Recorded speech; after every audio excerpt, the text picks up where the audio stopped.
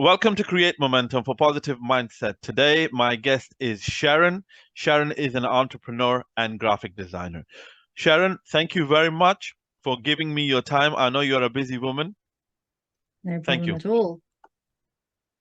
So, I've been thinking to organize this podcast for a long time, but due to a reason, you were on a holiday. So, you came back and we had a chat, and today we are here.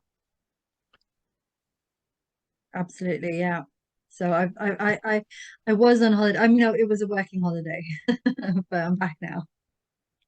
Okay, please tell me a little bit about yourself and how did Sure. you. So, as Shazad said, first of all, thank you very much for allowing me some time on your platform. I feel very privileged. I haven't done a podcast for a very long time now, so this is it's great to refresh myself in that. So thank you for that. So my name is Sharon Kaye. I am a freelance graphic designer and a business and marketing coach. Um, I've spent the last 7 to 8 years basically honing my skill, understanding what I do, and being able to help other people also establish their businesses online. That's a great thing. So, what did you have a graphic designing degree, or were you, let's say we'll take you back in your college and university. Is that what you Yeah. wanted to do for your future, to get a job or to do a Um, business? yeah, no. So, setting up my own business was never part of the plan. Um, it comes in as part of my story how I've ended up in this position. But when I was at university, I actually did a business and marketing degree. And if we want to rewind just a little bit more before that, when I was a lot younger, I actually wanted to write books. So I actually wanted to be an author. I wanted to have a series of my own books. Literature was my passion. Writing, reading, it was what I loved doing. And then I, you know what it's like, right? When you're in the Asian community and you've been brought up in an Asian household, they're like, either you become a doctor or an accountant. That's it. So I kind of was directed, guided, I think I should say, guided towards more of a um, business field. And because of that, I then ended up doing a business and marketing degree. And I loved it. I actually really enjoyed the marketing side of it. So advertising, marketing, copywriting, PR, those kind of things were where I was able to be creative, I excelled in. And then when I actually finished university, I never went into the marketing field. I actually found that once I got married, I there became like a need to work more than a desire to work. So I ended up having, I kind of fell into audit. Um, so I spent a good like nearly 10 years in compliance audit. And that gave me some amazing skills, actually. Something I would never regret now looking back, because it allowed me to understand like corporate governance, how to, we're working very closely with companies' house and the importance of dedication and processes and procedures and how to make sure things were all streamlined to make sure that you were working smart, not hard. So that was really great on that side of things. And then when I became a single mom, I just I needed to fall back into my faith a little bit because I kind of lost trust in things, like, and I started creating these beautiful designs actually, and it was all electronic, so it was all graphic and it was all self-taught. So I taught myself how to create these beautiful pieces of artwork, and that is how my first business was built.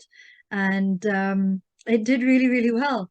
But what happened was when I actually started off on this business venture, I had no intentions of, where it ended up. I just kind of allowed for God to guide me and for my faith to lead me towards this. And I think that happened in a really lovely way, actually, because then I was able to help so many others. So I created these beautiful pieces of artwork. People started paying attention. I was doing my own marketing. I was becoming a little bit more vocal on social media.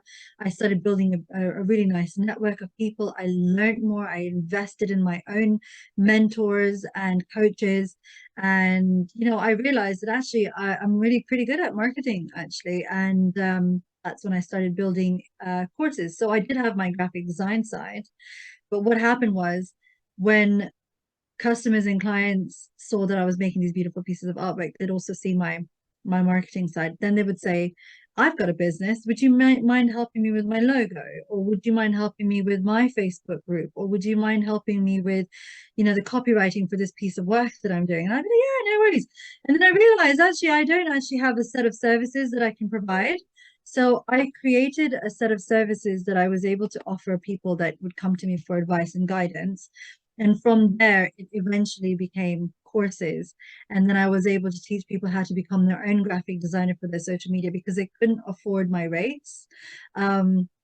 Eventually, they couldn't afford my rates. So I would then just teach them how to become their own graphic designers. And what I loved about this was because I came from a domestic abuse background. I was able to help women who also left domestic abuse backgrounds to set up their own businesses and to kind of excel and not have to I started my first business off with no money. I had two babies. I didn't know what I was doing. It wasn't even intentionally that I was going to start a business to make money. It was just I needed something for my own peace, and it became something. And then I was able to help other people with their businesses that way. So for me, my journey hasn't just been smooth sailing or a simple story. There's like lots of different elements that comes into it. And my story is not over yet. So there's a lot of stuff still going on. This year, I've actually become a single mom in the sense that my kids' dad's no longer around anymore, unfortunately. So now there's a whole new chapter of how, like my narrative has changed a little bit now. So we're just kind of like trying to see what happens next. And I kind of feel like every step of the way is a learning curve. One part of my story doesn't dictate the end of my story. It just helps to build on it, if that makes sense. Yeah. I hope I've given you like a roundabout idea of Yes, what of I'm course. It says, think of tomorrow, yesterday is no more. I truly understand. Whatsoever happened in the past is like, I mean, past is gone. So you always, it's the future is always bright. So you see the bright things. So that's where you make new goal, new ambition. Hats off to you. You're a very strong woman. Thank you. I appreciate what you're doing and how did you change your, I mean, graphic designing, which you learned and which you change it in completely into entrepreneurship. Obviously, entrepreneurship is a very ugly journey. People won't see your hard work, your sweat, whatever you're putting. They just like the final product. So it could be anybody. If you take Patrick but David, if you take Gary Vee, or if you take David Melza, all these guys, they have gone a lot, which an average person could not see. So, what it is, I want to ask you something. Is it the graphic design? I don't know much about graphic designing. Obviously, I like, for me, I'll say to myself, jack of all trade, but master in none. I like to take piece from everything. That I Today, don't that phrase doesn't finish just there. Jack of what was jack of it? all trade, master in Jack of none. all trades and master of none. It Yeah, doesn't finish there. So after we finish, and I can't remember what the rest of it is. I'm gonna try and find it right before we finish this podcast today. I yeah, want to finish there. There is a little bit at the end of it, but I want to do it verbatim. yeah. You're right. You are the jack of all All trades and master of master none. in none. But sometimes you need to be the jack of all trades to become the master. Like you can be perfect at one thing but not know how to do everything else. And sometimes that doesn't help your business. And I'm speaking from a business point of view, not every aspect in life, right?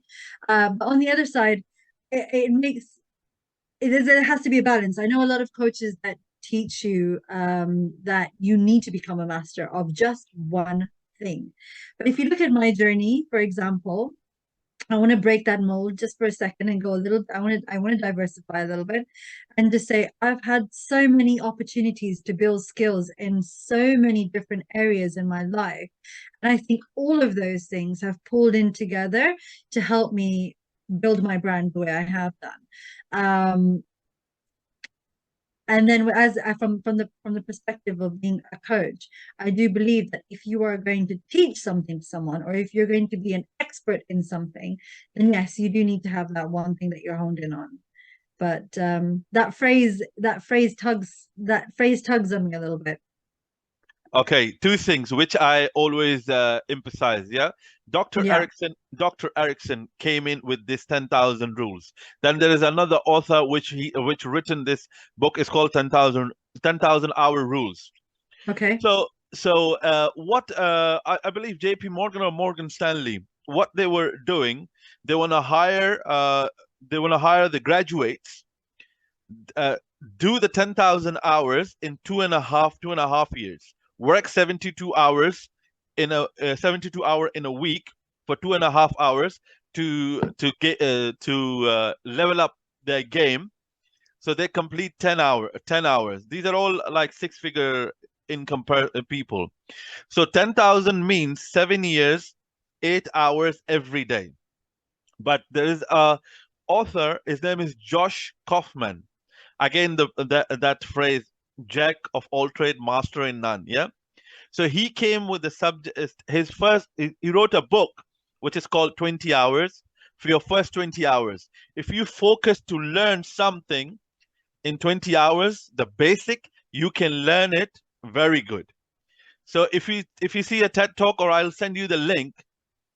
His name is Josh Kaufman. So he came in, he was searching that how could I learn more in less time and give more time to my family, to my Sure. he has a young born baby, so he wanted to give that time to her, but he was seeing that he's going left, right, and stumble all over the places. So, however, he wrote this book, The First 20 Hours. Mm-hmm. So, I mean, if you want to learn graphic designing, if you want to learn about web development, different languages, or if you want to learn about, let's say, cloud computing, all different of sources, you can learn the basic in 20 hours. So, Sure. like that, if you want to spend like 45 minutes every day or hour for 20 days, that fully focused, you do Mm-hmm. that, you Yeah, will no, I achieve it. understand the concept. Yeah, I understand the So concept. so that's, I mean, sometimes things are very easy, but we make it difficult for ourselves. So what do you say about that, the 10,000 hour rule, now 20 hours? I think I okay, let me put my perspective through, okay? Um, Anybody is capable of learning if they want to do it, right? Okay, obviously we have people with learning disabilities, so let's exempt them. Let's exempt them from my statement. Let's put them on the side, right? If you want to learn something, if it is important enough for you to learn something, there's going to be a couple of things that are going to happen here. There has to be a purpose for your learning, right? There has to be a need and a desire and a purpose for your learning. And then the second thing is you have to make it a priority. So it doesn't matter how long it takes for you to learn something. It could take you 20 years to become an expert on one thing. It could take you 10 minutes to become an expert on something. So it's relative depending on what it is that you're trying to learn. And I think sometimes it's all well and good to read books and experiences of other authors and what it is that they want to do and achieve, and they're talking from their experiences. They want to sell books, right? Great. My expert opinion in this is that the best way to learn is to do. So you can sit there and read all the books in the world that you want, right? Until you're actually going to apply yourself to learn something, you're never going to learn it. Of course, That's my that's my personal opinion. And I do believe that it could look, it takes 40 to 42 days. I can't remember. I think it's 42 days. It takes 42 days to develop a habit. And it takes a matter of hours or a matter of minutes to break the habit. All it takes is for you to not do something on one day when you've said that you're going to do it to break that habit. Say, for example, every single day you're going to say, in the morning, I'm going to wake up, I'm going to have my chia seed pudding with one whole banana and my oat milk on the side. It takes you one day, it takes you one breakfast to break that habit because you're not being consistent or something comes up or circumstances, life happens. So you break that habit. Now, what happens is when you break that habit, it is down to you and in your power to pick that habit back up again. But it might take you another 42 days to build that habit back up again, Yes, right? you're absolutely right. I could not remember this author name. I was just listening podcast PBD podcast. He said Hmm. because whenever he wants to go and he wants to focus more, so what he does, he close all his electronical item, which is the biggest distraction. As you know, the mobile phone we use in a day about 2,657 times. Sure. So he written the book called Focus. He's from England, but I could not remember his name. He says what you saying similar way. If your pattern breaks, so then again it will take time to To adjust redevelop it. to redevelop it and to adjust it where you were. But Yeah. again, big change. If you want a big change in a day, it won't help. Small Mm. baby steps always help you. Like let's say 15. It say there's a book I read, Five Flows of Work. It say make it so small that you can't say no to yourself. Make it a 1 minute. Make it a 0.1% every day. But do it every day. Small changes makes huge Oh, differences. 100%. Yeah. Yeah. 100%. Like Darren Hardy say, compound effect in everything. It's not only financially compound effect. If you want to go gym, let's say if you want to go gym to make your pattern that you're going to do 15 minutes skipping every day, you won't Mm. see the change within a month, but in 8 months Yeah. time or So 1 year for you see the change. So for anybody in your audience who's not 100% sure what the compound effect is that you're mentioning, I think that just to make it, just to explain it a little bit, the compound effect in the financial system is basically if you think about, okay, so say for example, and I've read this somewhere, so this is not me, this is something that I've read. You take a penny, would you take a penny or would you take 100,000 pounds? And somebody took one penny, and the compound effect is every single day that one penny will double. So on day one, that one penny will become two pennies. The next day, that same one penny that became two pennies will become four pennies.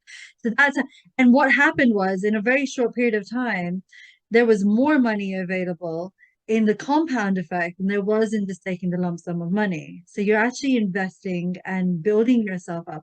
And it's the same with everything that you do in life. If you invest into something, and you work on it and you focus on it, it will double every single time, and you will see a more improved and beneficial outcome to just taking a big lump sum and expecting that to work somehow. Of course, it's called the eight wonders, the compound effect. Eighth wonder of the world, yeah. Yeah. Yeah, so yeah, Um, obviously I have heard that the first time I heard it very long time back, but I could not understand it, which was Tony Robbins. I'm always been obsessed with to self-learning and personal development. From mhm. 2004, I'm listening, and I went to the his seminar as well in Excel in London. So he told compound effect. There was a guy who was earning only $14,000, but when he died, he left about 92 million. But what he was doing, 10%, 20% of his salary was going, it was in his account, compounded, compounded, compounded. He got that big. Yeah, Similar way, I yeah, mean, I don't want to give because some people don't like finance. They say, but in a different aspect of life, if you want to take a gym or reading book or anything, so you can take any example out of it and make it if you want to make it. One, absolutely. okay, as you said, book reading, but most of the people which I find like entrepreneur, like take Elon Musk, Peter Jordanson, Robert Greene, these are the writers.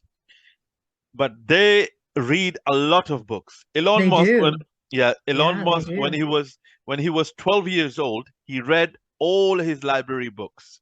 He's not an aeronautical engineer, but he has SpaceX company. Yeah. So it helps. Reading helps you to 30 minutes of reading helps you to develop 1 million words you come to across. Yeah. I think, okay, so when I mentioned earlier about reading isn't the end all or be all of business, my intention wasn't to say that it's not important to read. Of course it is. I read books all the time. I've got some, I've read some great books during my journey as an entrepreneur.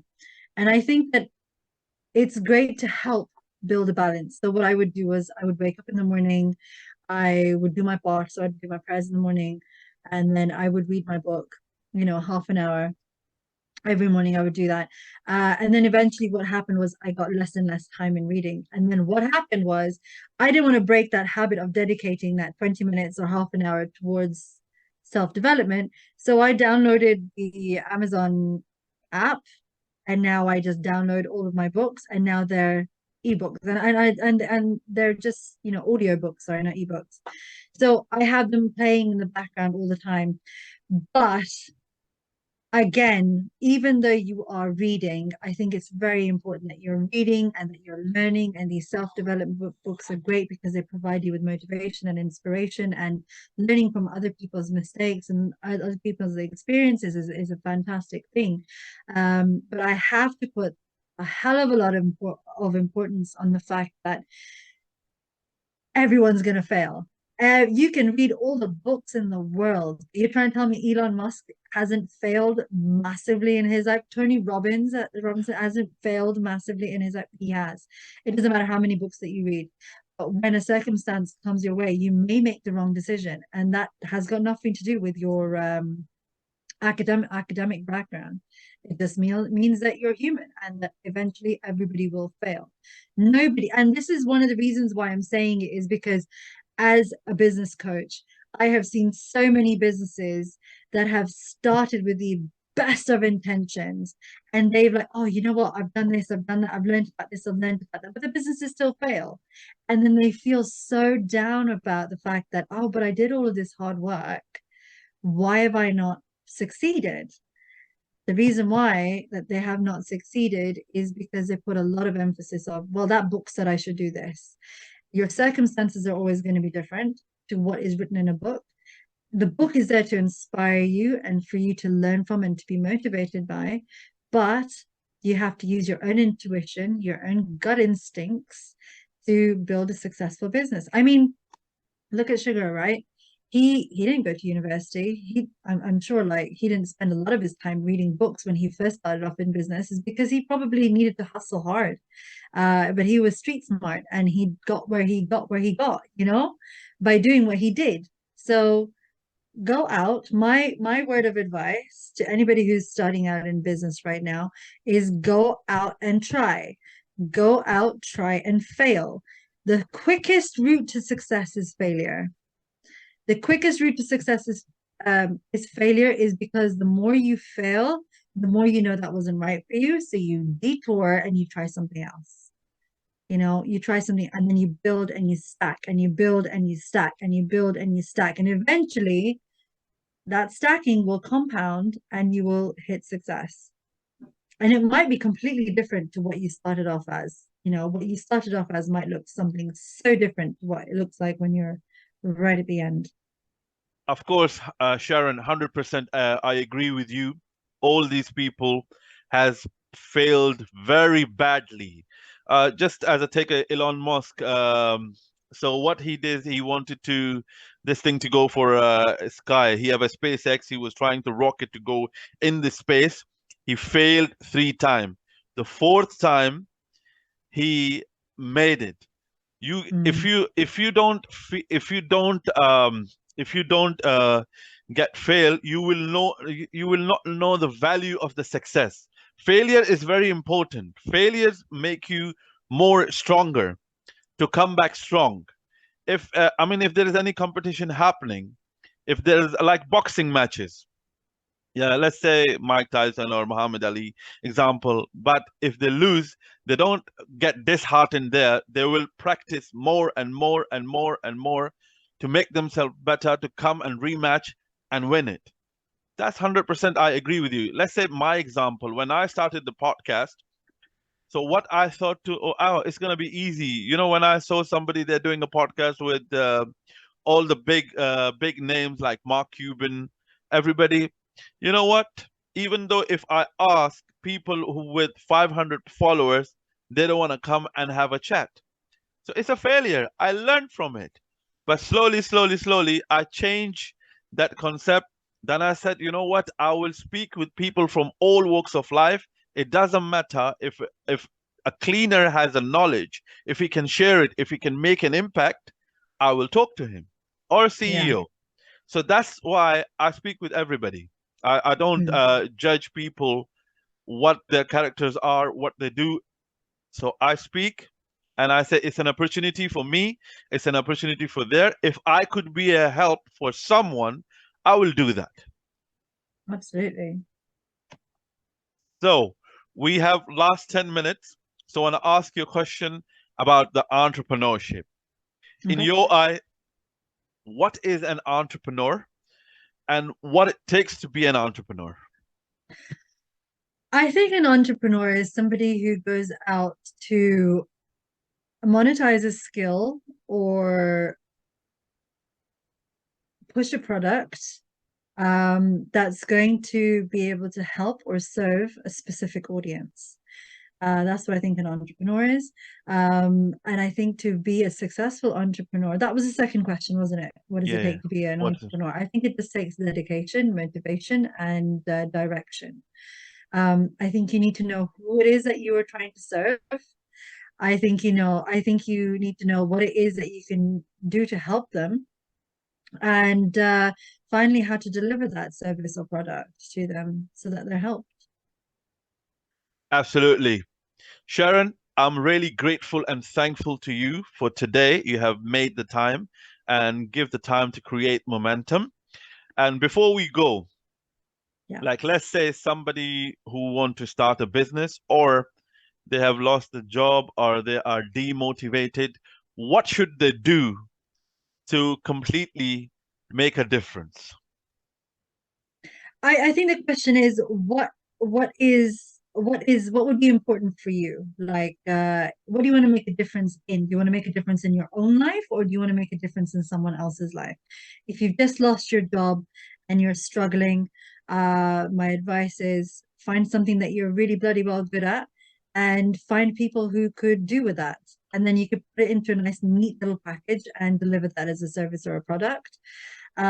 For somebody who would like to start off a business, I think it's really important to understand what your niche is. I think you need to niche down heavily and learn how to market yourself and be confident in putting your product or service out there, which means that you need to hit your target audience. And if you're not sure how to do that, you're more than welcome to come and hit me up because I can show you exactly how to do that. That's fine. Thank you once again. And I will put all your social media details in the description. So if anybody wants to Awesome. approach Sharon Kaye, most welcome. And she makes very good TikTok. I like her profile very much. Yeah, And my TikTok is purely there for I'm researching on TikTok at the moment. I'm learning how to use that platform because I was an Instagram marketing coach for such a long time. So I'm trying to break out of the bounds of just being an Instagram coach. I want to learn a little bit more about TikTok. So I have a few surprises up my sleeve in the near future. Might integrate TikTok into my courses as well. all right, you are in the right path. That's what I believe. Thank you very much. Shazad, Oh, it's been an absolute pleasure. Thank you so much for your time. I really appreciate you having me on your podcast. no problem. Thank you.